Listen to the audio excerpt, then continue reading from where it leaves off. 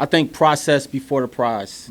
This is the process right here. The uncertainty of what's going to happen. We don't know this guy or whatever, what's going to happen. But this is all part of the process before we get to the prize.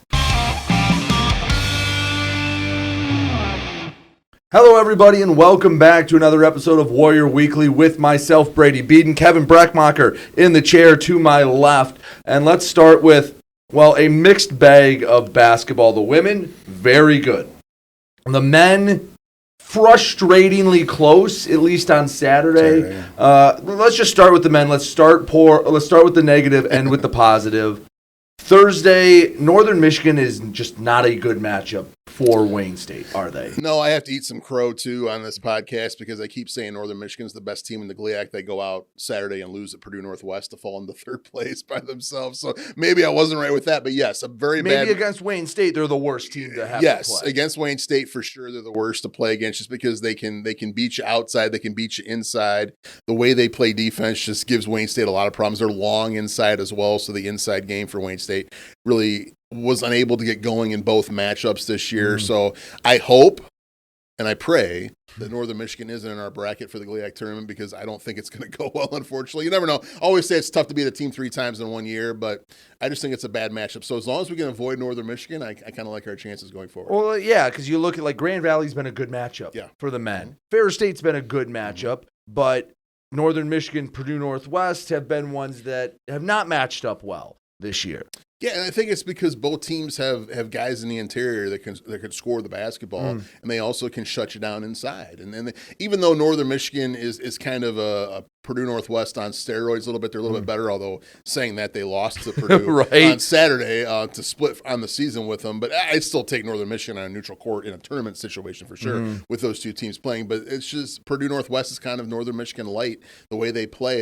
It's so funny because Purdue Northwest, up until this year, my entire tenure here at Wayne State, was a run and gun team. They wanted to outscore you. They wanted to be the first team to 90 so they could beat you. Now they're more of a slow it down, half-court offense, really tight half-court defensive team that wants to beat you in the 60s. And that's exactly what they did to Northern Michigan on Saturday, and that's what they did to Wayne State both times they played us. And then Saturday, another frustrating loss, 77-73. They fall to Tech.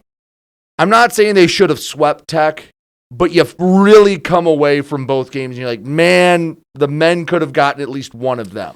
Yeah, you lose 2 games by combined 5 points, 1 point up in Houghton, 4 points here. Without our best offensive player this year so far in Jordan Briggs, averaging 17.5 points a game, 5th in the league. He doesn't play, has a little bit of a foot problem. Hopefully he can come back for the road trip this week against Roosevelt and Parkside to help out Wayne State. But give the Warriors credit, Brady. I was surprised they were able to hang in the game as well as they were. There were a couple times in the first half you thought the game was going to get away from them a little bit, but the Warriors just hung on. And then as they've been doing here the second half of the year, they're playing much better in second halves and took the lead a couple times on Michigan Tech late, but give Tech credit. Marcus Tomaszek made some plays down the stretch, hit a just incredible 3, fading away from about 6 feet behind the three-point line to extend the lead at 1 point to the 5 points, I believe, 5 or 6 points, I believe, for Tech to take it into a 2-possession game. And the Warriors just didn't have enough offensive firepower down the stretch without Jordan Briggs to close that game out. Hopefully Jordan's back this week. Unfortunate sweep to Tech, but, kind of projecting forward, we'll talk about this in the next segment more in detail, I would think. But, Wayne State's still in a good spot when it comes to the GLIAC tournament as long as they can take care of business against 4 teams these last 2 weeks that they are either right near the middle of the pack in the standings with or below them in the standings. So it's all right in front of them for Wayne State to accomplish one of their big goals this year, which was to get a home quarterfinal game. If the tournament started today, no matter what happens tonight between Lake State and Ferris, they play tonight up in the Sioux. No matter what happens in that game, Wayne State would be the 4 seed for the tournament and hosting either Lake State or Purdue Northwest. And we'll see what happens. The women, they dropped a bomb on Northern Michigan, which everything evened out because you go, wow, they beat the number 12 team by 21 points, 84-63. It was just water finding its level from the first game. Because in the first game, Northern Michigan shot 60-something% from 3, couldn't miss, and beat Wayne State by 20.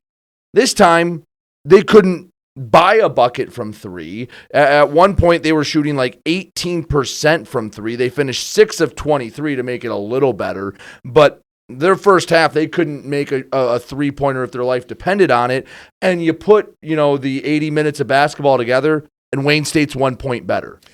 It's funny how stats seem to always come into play, right? Right. I mean, you take away the shooting effort from Northern Michigan in game 1 and their shooting effort against Wayne State in game 2, and it basically evens out to their 3-point percentage for the year, which is around 37-38% if you combine the two games together. So everything always evens out. I give Wayne State's women so much credit, Brady, for the way they were able to come out after that emotional win over Grand Valley 2 Saturdays ago, beating the number 1 team in the country, first win over GV since 2015. It was probably good they had 4 or 5 days in between those 2 games because they faced another team in Northern Michigan who's a top 12 team, like you said, a top 10 team as far as the Massey rankings go, the power rankings in D2, and they just smoked them. I mean, it wasn't even a game. And now they were what I did like. They went down 5-0 right away. Yeah, and then but yet the first minute or two you're going, okay, here comes North, and then nope. No, it was bomb drop. It was foot on the accelerator. We're on the acceleration ramp going on I-94, and we're gonna fly about 90 miles per hour, and that's exactly what happened. But give him credit to Taylor Thompson was great, Gabby Luchka was great, McKenna Ferguson was great. The big 3 showed up in a big way, and they got a big win that's really setting themselves up now. Again, as long as they can take care of business, these last 4 games against 4 teams they should beat to be a top. Probably 2 seed in the GLIAC tournament, maybe a top 2 or 3 seed in the NCAA tournament. If they win out, they're the 2 seed. But there's a lot of work to be done. Taylor Thompson had 26. Would have had a double-double if they wanted her to get a double-double. She came out with like 8 minutes to go. But the 8 minutes of rest is worth more than an arbitrary 10th rebound. Exactly. And McKenna Ferguson, 21 points as well. Gabby Luchka had 13. And off the bench, Mackenzie Miller had 10 as well. And then Saturday, Wayne State, I'm just going to say it, they played bad. They did not play well, and yet they somehow beat Michigan Tech 68-67. It was a game that was ugly, was clunky, never felt like Wayne State was in control. I even said to Tony Ortiz when we were doing the game, Wayne State was up 10 at one point. I go, Tony, it doesn't feel like the Warriors are up 10. It just... They never felt like they were in control of the game. Michigan Tech had 3 cracks at it at the end. And I don't know how they – I mean, I think it was so wide open on a layup that I think they were expecting someone to come guard them, and no one did, and just threw it through the glass, basically.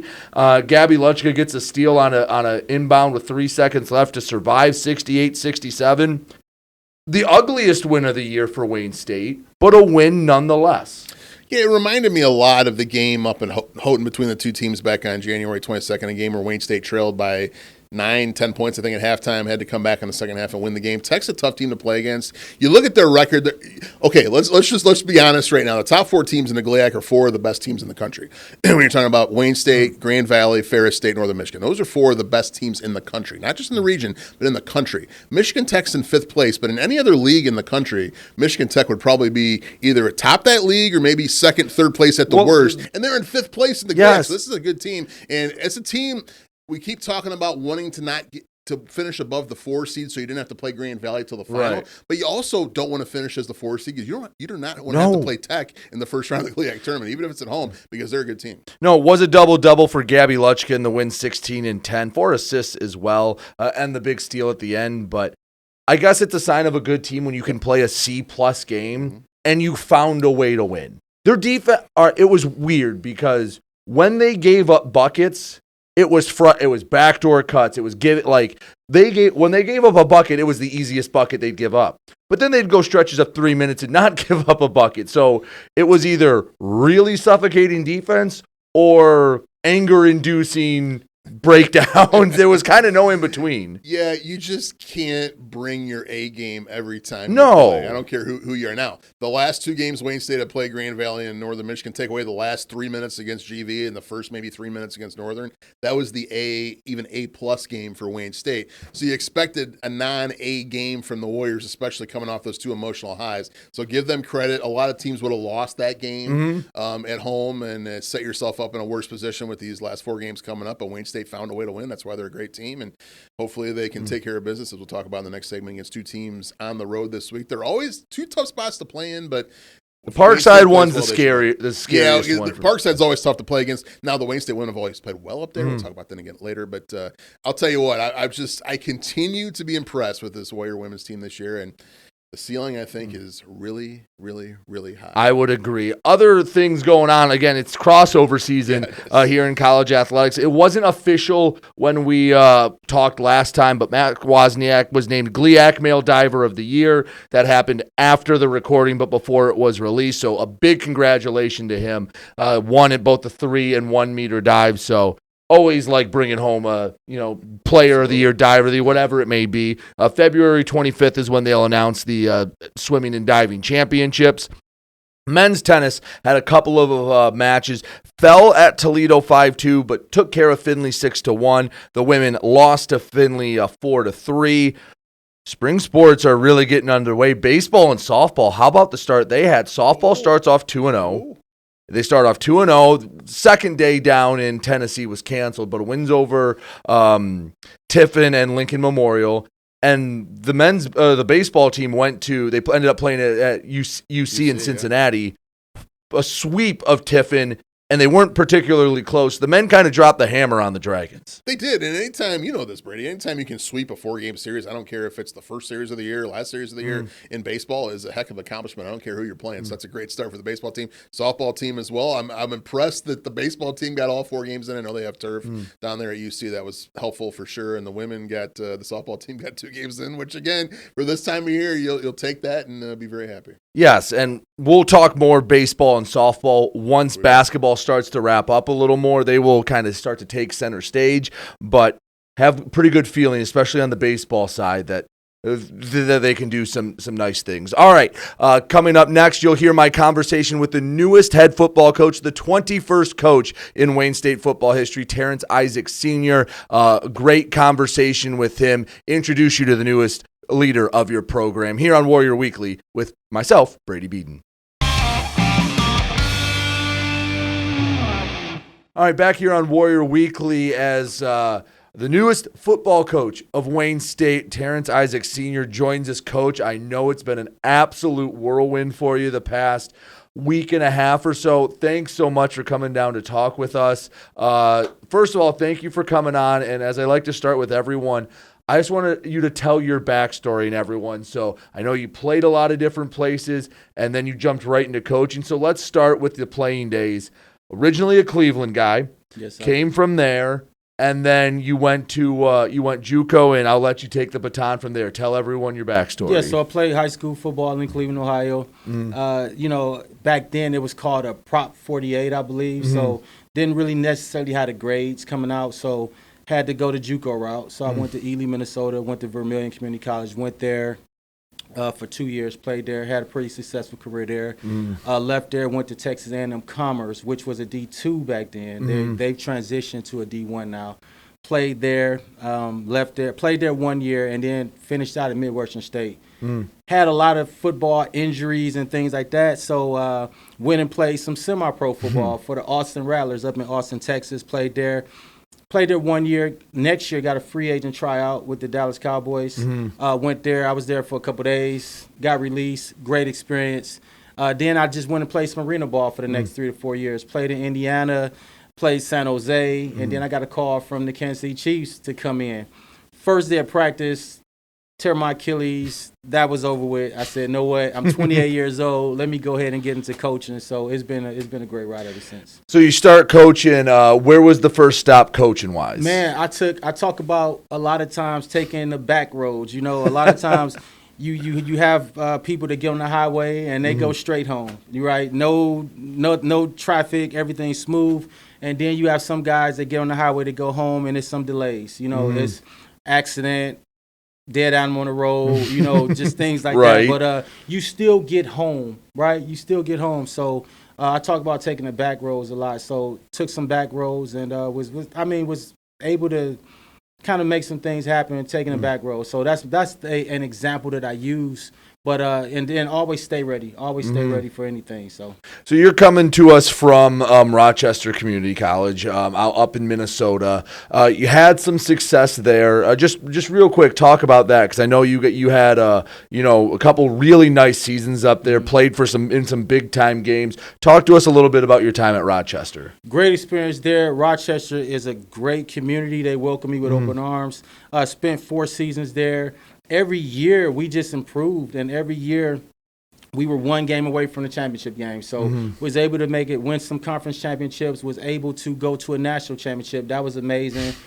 Guys had a chance to compete on ESPN and things like that. So great game against the College of DuPage. They've always been that team that we just couldn't quite get over the hump with, but we've played some really competitive games against those guys. So really going to miss it there at Rochester. Had a great time there. So you had success there. You're coming here to Wayne State. Now I want to clear the air with everyone. So you were originally going to come as the offensive coordinator. Absolutely. You were 100%, committed. You were ready to come be the OC of Wayne State football. Absolutely. And actually, for the past 2 years, I've been in contact with Coach, and I was actually going to join the staff last year. And then, I decided to stay at Rochester. I couldn't get out of my lease and things like that.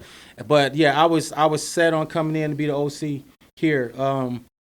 Fully ready for it, and then, things happen, right? And then there was an opportunity. So, things happen, and I had an opportunity to go to another university and passed up that opportunity for this one because this is great university, great history, and this is where I wanted to be. So you get you're coming to be the OC. Coach Wheatley tells you, hey, I'm going to be done. How quickly was it between you finding that out and going, all right, now I'm going to be running the show, now I'm the head coach, and just both mentally getting ready for that and also all the stuff behind the scenes getting ready to take over? Well, I just, when I found that out, I'm like, oh, man, I just quit my job. Right. And things like that. You're thinking you're going to be left high and dry. Right, exactly. So I wanted the opportunity to apply and just tell my story and how I do things and the way I operate. The way I operate is a little bit different from most coaches, but everybody has their own style, but it's just a way that I do things, and I presented that, and then the opportunity came, and of course, who wouldn't want to be here? This is awesome. So how does Coach Isaac operate? Because I know there's a lot of fans, a lot of alumni out there that want to have an idea of who's leading their football program. How does Coach Isaac operate? I operate off of respect, right? I tell guys all the time, I'm never, ever, ever going to disrespect you, right? In return, I want the same thing. So we're going to hold you accountable. So what my main rule is, no cursing from coaches or players. I've been coaching over 20 years. I can get my point across without saying one curse word. I don't have to curse you out and talk about your family and things like that to get my point across. So, and I believe if I've always respected you, then in return, I should get the same thing. So that cuts down on a lot of other problems that you may have in the football program. So no cursing from coaches or players, no N-word. We're going to hold you accountable in the classroom, on the field, off the field. We're going to have study tables 5 days a week. We have check-ins, right? It's my job as a coach to make sure so you as a parent, my job is to make sure you sleep well at night. And the way you sleep well at night is knowing that you have a coach that's taking care of your young man. So, we have a check-in. Every night, 10 o'clock, check-in. I just want to know where you're at and things like that. We may have some coaches stop by just to make sure you're good. So I involve, not forcing religion on anybody, but, man, for me, God has been amazing. God is good. God is awesome. So I like to partner with local churches and things like that to kind of, because in the past we've had movie nights and activities at the church and things like that. At least give the kids the avenue and the opportunity. Yes, and something that, I'm most proud of when I first got to Rochester. They had an issue with guys graduating and things like that. So we came in and got the graduation rate up. We've had guys baptized and things, like over 88 guys baptized. Like I said, I'm not forcing on anyone, but God is a big part of the program and things that we do. So like I said, we've had some guys in the past that had other beliefs, and we don't we're good with that. If you don't want to come to a function, again, respect. Yes. So, and that's what I operate off of, respect. Everything is respect with me, and I'm not going to disrespect anybody, but I'm gonna hold you accountable. I have this saying: you tell me your goals and your dreams, and I'm going to help you get there. We'll get there together. So when you take over a program, obviously you've had a couple stops. What has that transition been like? Because for a lot of programs, let's just use the no cursing policy. You go to an average practice, you're going to hear a few words that we probably can't say on this show. Yes. So what is that like taking over? Because even if a kid doesn't mean to, like it might just be part of the subconscious. How has that transition been like, kind of implementing some of your rules? How long does it usually take, and how do the kids usually respond to it? It's a process, right? You know, when I met with the guys, great group of guys I met with, and I kind of left the door open. I said, you know, if at any time you guys are uncomfortable with some of the things I'm saying, you guys don't like the rules, I said, nobody's holding you here, so you guys are free to walk out. It was amazing because after I talked about all the rules, some guys came back and said, Coach, we appreciate that and things like that. And I've had one-on-ones with several guys. So towards the end of the meeting, someone slipped up and said something. I was like, it's a process, right? Right. Nothing's going to happen overnight. But if you had a mindset and said, no, what, I want to change. If you want to change, you can change. So, you know, I'm all about bringing dictionaries and just let's expand your vocabulary a little bit. You know, because, you know, in the real world, in the business world, you're not going to be able to go to that multi-million-dollar job and just saying whatever you want. Right. So you got to have some self-control. So those are things you're going to get with me. I'm not just here just to coach you. I'm all about the relationships. At the end of this thing, if we haven't built a relationship to where you feel comfortable to invite me to your wedding or meet your kids and things like that, I haven't done my job. So I'm big on that. Yeah, and it's part of like, it's the same thing as like physical. You're not going to go to the gym one time and immediately get the strength you want. Right. It's just working out the mental, the brain, that part of your body. It's kind of the same process, I'm guessing, with getting everyone accumulated. And it goes back to respect. If you can tell they're honestly trying to be respectful, you can understand a slip up as long as there's progress. Yes. Absolutely. So, okay, where you came from, you know, you talked about Vermillion and Rochester, a little bit smaller than Detroit. What is that transition going to be like for you from where it was a very small town community and you were kind of that city's team to now you're in Detroit, a major market in the U.S., and you can get lost in the shuffle? What do you foresee some of those challenges being, going from, you know, small town USA to now the big city in Detroit? I don't really see any challenges. I'm from Cleveland, Ohio, so I'm used to the big city. And actually, when I was in Cleveland, Ohio, I couldn't wait to get to a smaller town. I was like, man, this is, you know, when I went to Ely, it wasn't a lot of people there, but it was it was a great experience because I wanted peace. You know, I came from an environment where it was just a lot of negativity as far as like my household, right? I grew up in a household where it was violence and things. So I don't feel like I had a chance to really enjoy my childhood because my dad was abusive to my mom. And I was like, I just want to get out and just get some peace and quiet. So went there and then went to Rochester. Rochester was a little bit bigger. I think Rochester's the third biggest city in Minnesota. A good mid-sized town. So it was okay, but I mean, it's really not a big adjustment because I'm coming from the city, born and raised in Cleveland, so. You've had experience at all different types of environments. Yes, sir. So, okay, you're from Cleveland. What did you really know about Wayne State? I know you said you've been following the team a bit, but what did you know about maybe the university or the Metro Detroit area at large before coming here? I think before coming here, like I said, me and Coach Wheatley, I remember Coach Wheatley from Morgan State because he recruited my son. So over the last couple of years, we've kind of built a relationship and things like that, just talking things like that. So, you know, a lot of times when we didn't have games, I would peek in to see what Wayne State was doing. So like I told the guys, I believe that we have the pieces here to get some things done. We just need to tweak a few things, but that's a great group of guys. I mean, I walked into that situation, and the room was just great group of guys. Can't wait to get to work with those guys. But I feel like I've already been a part of it, you know. Just the last couple of years, just watching all the games and things like that and talking to Coach. So you're taking over a team that obviously, unfortunately, went 0-11 last year. And to a lot of people, and I can throw myself in there included, that's painful to watch. I mean, watching your alma mater go over, especially some of those games at the end. What's, I guess, for you, step one to try and righting the ship? Because as I know you found out last Saturday when you went to the basketball games, there's a very passionate alumni base here. Absolutely. They want to win, or they want someone they can get behind. What's step one to say, hey, guys, I'm the one you're going to get behind. We're going to get this ship righted? I think step one is building relationships. I got to get out to the local high schools, and I have to build that relationship. I have to connect with those guys. Something else I want to do, I want to invite the alum back. I do. just hearing those stories and things like that, I think guys should know what came before them, and it should always be that respect there. So I'm the kind of guy, man, let's have a cookout with the alum. Let's all get together. Let's talk some football. I don't run away from that, and I'm going to embrace those guys as much as possible. So I think building relationships. Next, checking the roster. What are our needs? What do we need to be successful? And then just going from there, just making sure these guys, coaching these guys hard, loving on them, making sure they know that I'm going to do anything for them. And then in return, I want the same thing. But I don't think we're far away at all. I think it's a great watching the guys, watching the film. I don't see an 0-11 team.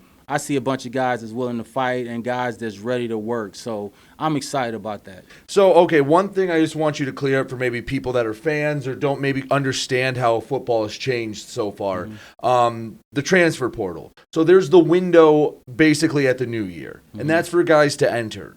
But you can still recruit guys out of the portal that haven't found a home yet, correct? Absolutely. That would just be an end of the semester. They would come in the summer, correct? Absolutely. And we have a lot of guys right now that's reached out. A lot of guys want to play here. A lot of guys want to be a part of this. So I'm excited about having the opportunity to try to get those guys to come here. And I think right now we have some guys working extremely hard to try to get those guys in here. So from your perspective, recruiting high school versus the transfer portal, I don't know if anyone's quite figured it out yet because everything's changing so fast.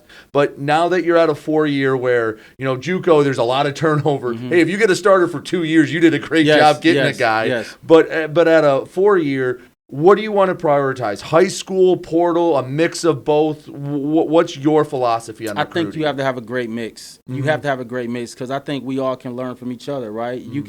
But I think it starts with getting some older guys in. You get some older guys in.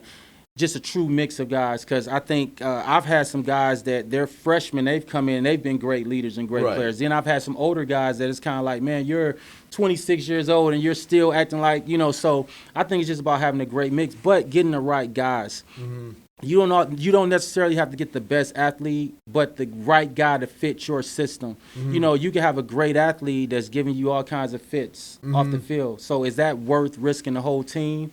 Or I can take a guy that all he needs is coached up. He's doing everything right. So those are the guys that I like because our job as coaches is to coach. If you just want to sit around and just get the best athletes, no, coach. Right. Go coach. So I just believe in getting a true mix of guys to come in. And because it's always going to be tough because I know for any coach in any sport right now, it's frustrating. Hey, you found a guy that's maybe in a small town and he comes here and he's a stud. And then 2 years later, someone calls and says, I got a big check for you. Right. And that's something that, there's no real handbook to manage. You talk about everything that's come before you. This hasn't come before. Right. So everyone's kind of learning on the fly right now. Yeah. I think if you make it so special, you make this place so special where God, no matter who calls, now I know it's going to be some situations where guys are like, Coach, I got to take this. I understand that. But I think if you make it so special where guys don't want to leave, I think that's a great thing.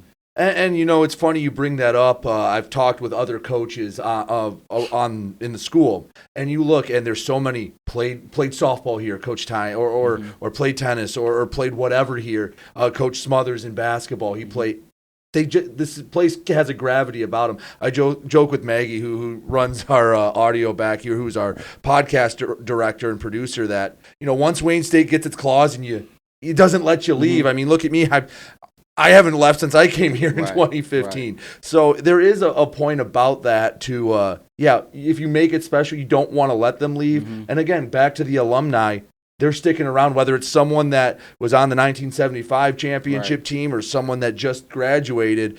They want to come back, don't they? Right. And, man, I felt that at the basketball game. It's some passionate alum guys.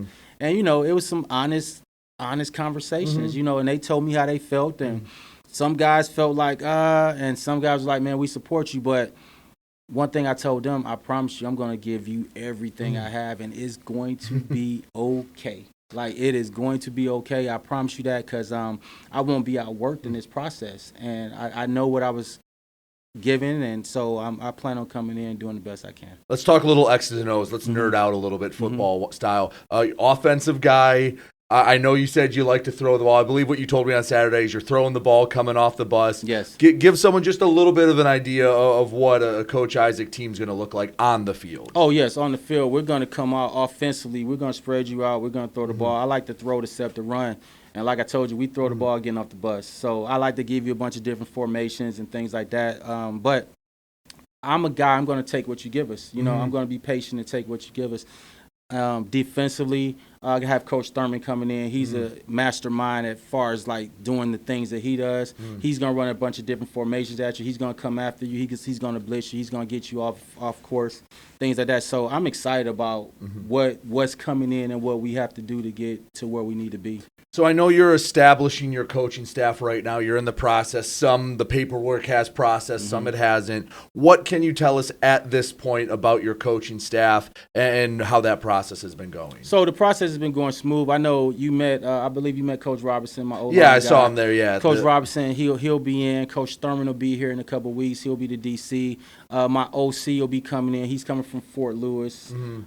So we have some guys that's coached D2 football before and kind of been around some different places. Talking to a great special teams coach right now. He's been everywhere. Like he's Coastal Carolina. He's been everywhere. So I think the most important thing is putting a right mix together, right mix of coaches. And, we have to be connected. If the coaches aren't connected, then this thing won't work. So. And the players can see that when exactly, they're not. Exactly. So I think that's the main thing, getting the right guys in. Like I said, it has to be guys that's willing to follow the rules I have set in place. Like I said, so I tell guys all the time, a lot of people can't coach with me and a lot of players can't play for me because of the rules.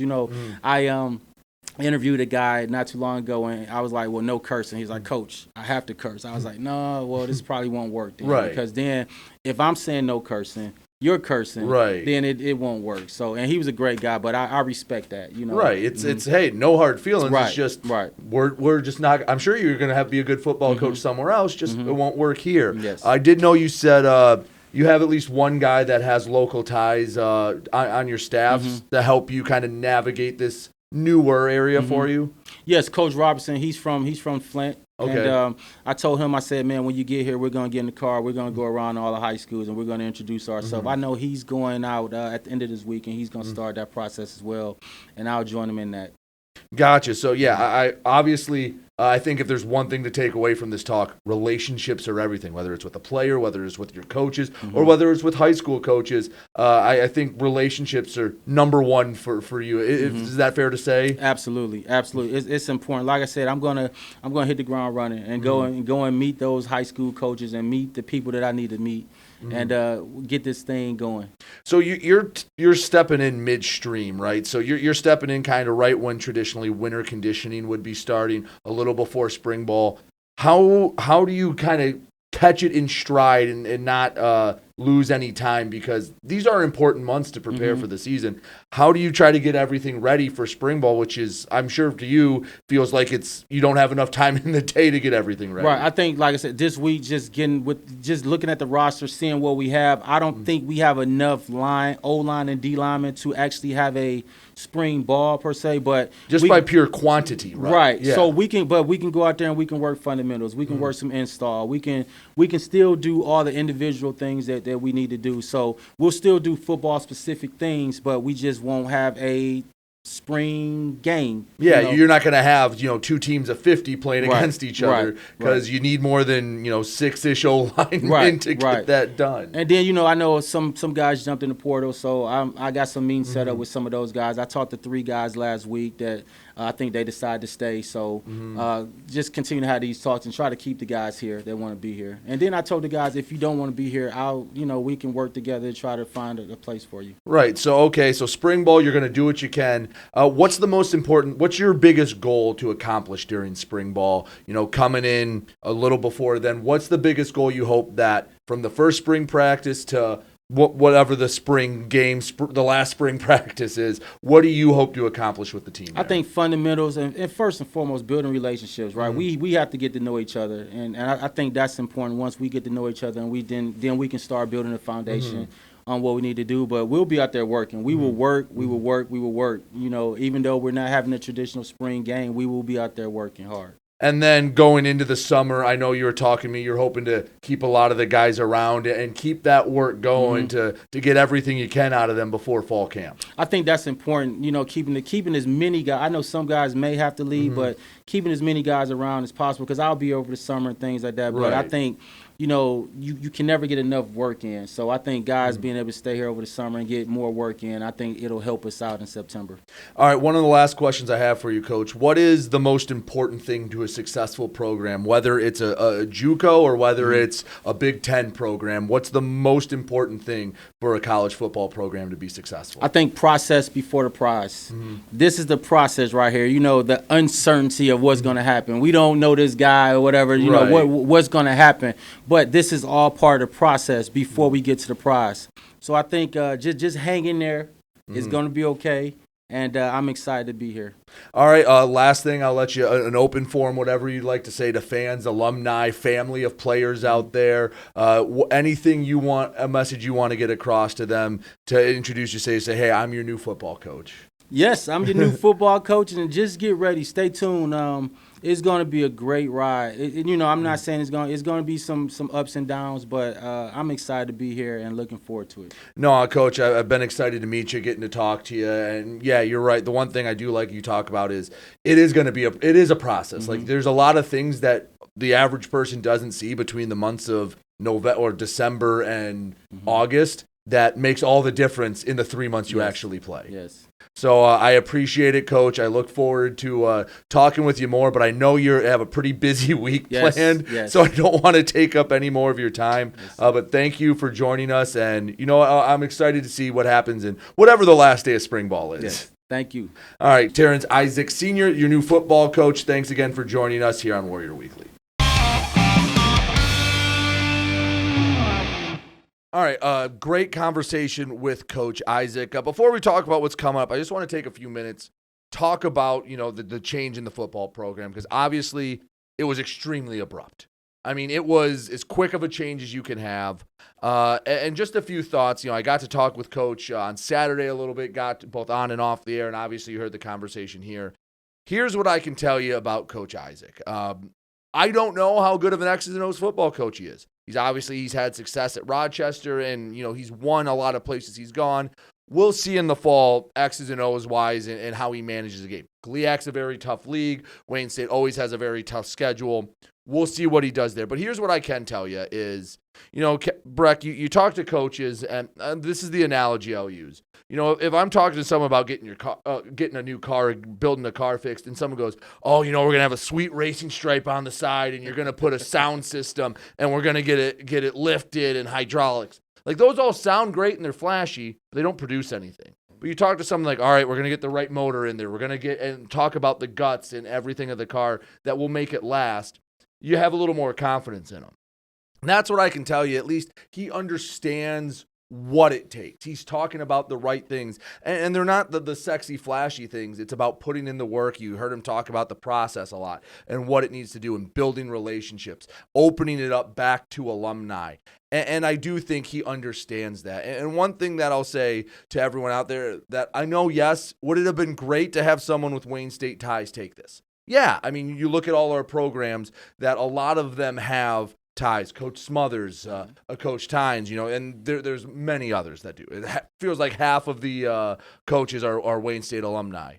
But on the other side, Paul Winters didn't know Wayne State from a hole in the ground when he took the job.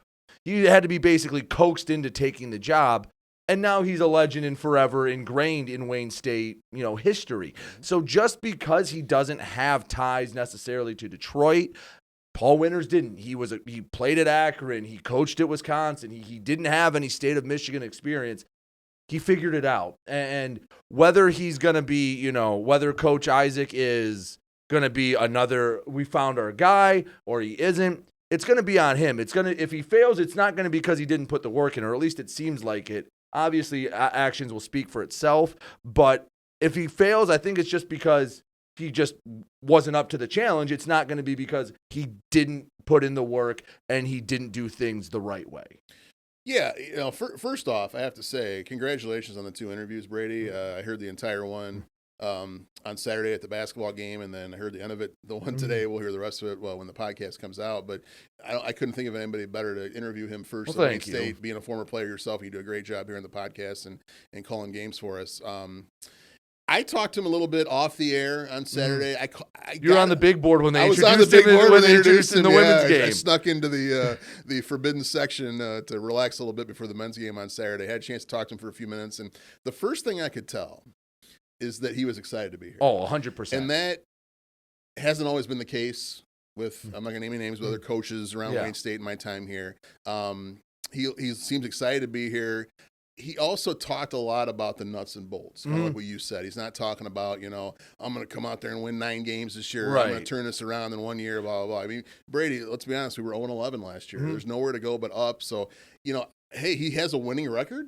His career record is above 500, which is saying something right there. We were talking on the way over on Thursday to the basketball game that, you played at a high level football. I played some high school football and didn't play much, but, X's and O's is football is football. I don't care if you're coaching high school football or you're coaching NFL. Football is football. Obviously, there's the farther you go up the food chain, there's more to deal with off the field. Intricacies. The intricacies, the game recruiting and all that's different. But as far as coaching the game, I mean, he's got a winning record. I can't wait to give him a chance. Can't wait to see what he puts out there in the field in September. I'm excited. I mean, he was very positive with me. I loved his smile, loved his attitude. His wife was very nice as well. I got to meet her and hey. For the situation Wayne State was in, he's thrown into a tough spot too because he's thinking he's just going to be the OC. But now I think he's taking the bull by the horns and let's go. But here's the thing for him that I think is part of the reason why he's excited. At some of his stops before, he didn't have scholarships to offer. He didn't have housing to offer at some other spots. So now that if you get a guy like this that maybe was hidden a little bit, you give him the resources and the full backing. I'm telling you right now, the athletic department's behind him. I don't think he's not. If they wanted to, they would have named him the interim. He's the head coach. They have the backing behind him. I'm excited to see what he can do with that. And I love that he talked about building relationships with high school coaches. I'm glad you said that. That jumped out at me on Saturday. Yeah, too. And that was one thing that he stood out, and he realizes the importance of rebuilding the relationships with alumni. Again, the nuts and bolts. Will he be a successful coach? I don't know. I can't tell you if he's going to turn it around and it's going to be a winning season in the fall or if it's going to be 0-11 again. I have no idea. But I can tell you is he's excited and I believe he's going to put in the work. And from what I've heard, I think the players have responded well to the initial meeting. Now, again, we'll see how spring ball goes. We'll see how the summer goes. But he's saying all the right things, and it seems like he understands what it takes to build a successful program. This might not be popular to say in this state, but I'm originally from Ohio. Right? I always tell this story. I was a student at Bowling Green State University. When we hired a new football coach back in 2001, he was a wide receivers coach at Notre Dame. Nobody had heard of this guy before. Right. Introduced him at the press conference. His name was Urban Meyer. Like, who is this guy? Who are we hiring? He has no experience. Right. He's not even a coordinator. He has never even been a coordinator before. Rest is history. I'm not saying that Coach Isaacs is going to be Urban Meyer, but you never know. And he, again, positivity. That's what Urban kind of said at Bowling Green during his press conference. Hey, we need to get back to work. This program has been bad the last couple of years I'm coming into. We need to develop relationships with high schools in Ohio. We need to develop relationships with people on campus. We need to get back to just doing the small things. That first year they went 9-3. Turned it around in 1 year. Now, again, you don't know what's going to happen, but what I encourage all the alumni to do is you can decide for yourself. That's your prerogative. I'm not going to say I'm not guaranteeing anything, but meet him, give him a chance because he is as excited as anyone to be here. So I hope you all enjoyed the conversation. Anyway, we do have to talk. And don't hate me because I like Urban Meyer too. But no, it's a good example. Like there's a bunch of great coaches everywhere. Would it have been awesome if he had Wayne State ties? Yes. But it's not a prerequisite to winning. Again, Paul Winters and Wayne State as far as I know, had zero connection besides the man who hired him. Yep. All right, anyway, coming up this week, a road trip for you, Chicago, Kenosha. Should be 4 wins for both sides. Roosevelt's been tricky for the men. I expect the women to go to Roosevelt and get a win. Parkside for the women scare me a little bit, just because that's been a battle the last few years, and going out there, that's a longer kind of awkward-ish road trip. I'll leave it open for you, buffet style. Which one do you want to attack? Let's just go chronological order. Let's go with Roosevelt first. We've only played there one time. That was last year on a Monday night. The gym there, I'm not kidding when I say this is right in the middle of downtown Chicago. The former Sears Tower, the Willis Tower, is like 5 blocks away from where they play in their campuses and quotations. It's in this kind of It's YMCA. like what, 3 blocks from Soldier Field, isn't it? Yeah, it's not too far from Soldier Field, right about a half mile from Navy Pier. A lot of good restaurants down there as well. I think Henry and I are going to go check out before the game on Thursday. But they play in this small YMCA type of building. There's only like 3 or 4 rows of bleachers on each side. So maybe a maximum of 300, 350 people can come in there and watch the game.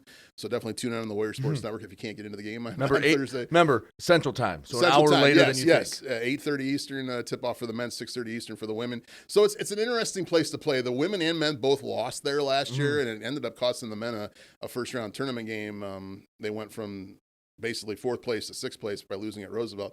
I do expect both teams to win, especially the women, but Roosevelt plays a style on the men's side that they just like, a lot of ISO ball. So if they get hot, you never know, but they won a couple games there, but they struggled this past week. So I expect both teams to win. Hopefully Jordan Briggs is back for one. Right.